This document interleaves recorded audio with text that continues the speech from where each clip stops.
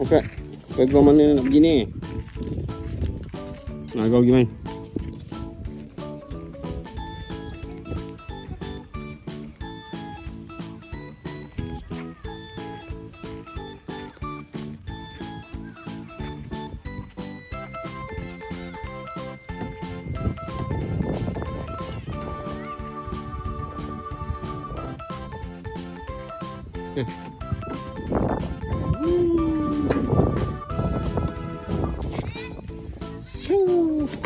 Alamak.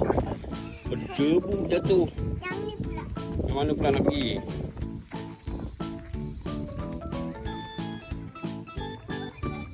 Masuk mana dulu? Ha. Situ pula.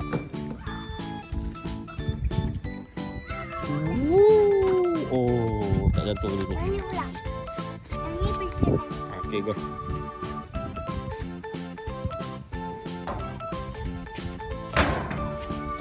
Lepas tu pergi ke mana?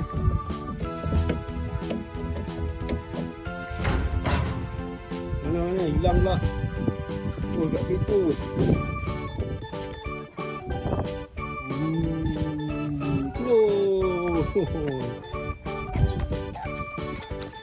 Nah, tu you kena jalan atas dia.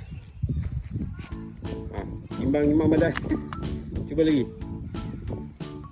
Jalan perlahan. Imbang badan. Alamak. Sengitkan kaki tu. Sengitkan kaki sikit. Macam tu. Lagi sekali. Perlahan. Belajar imbang. Tu. Tak macam ni. Dia kena pijak macam ni. Tengok pijak macam ni. Kena sengitkan sikit. Apa dia boleh pegang sini? Salah.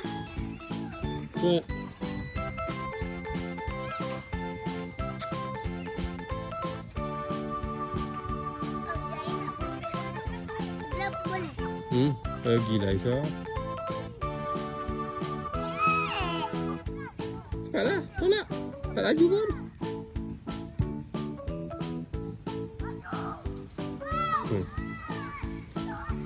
Pegang yang warna merah pula.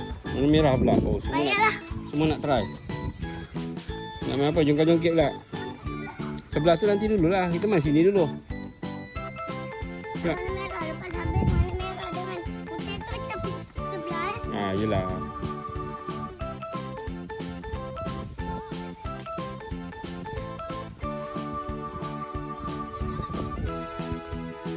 Ada kawan main bola so.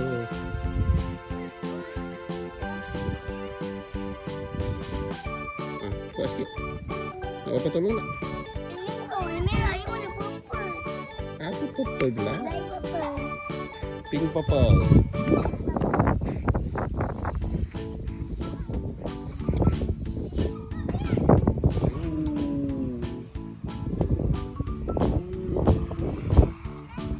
Laju lagi. Laju lagi.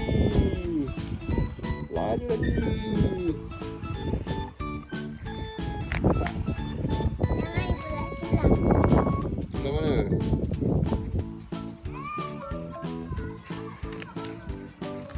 Sabar.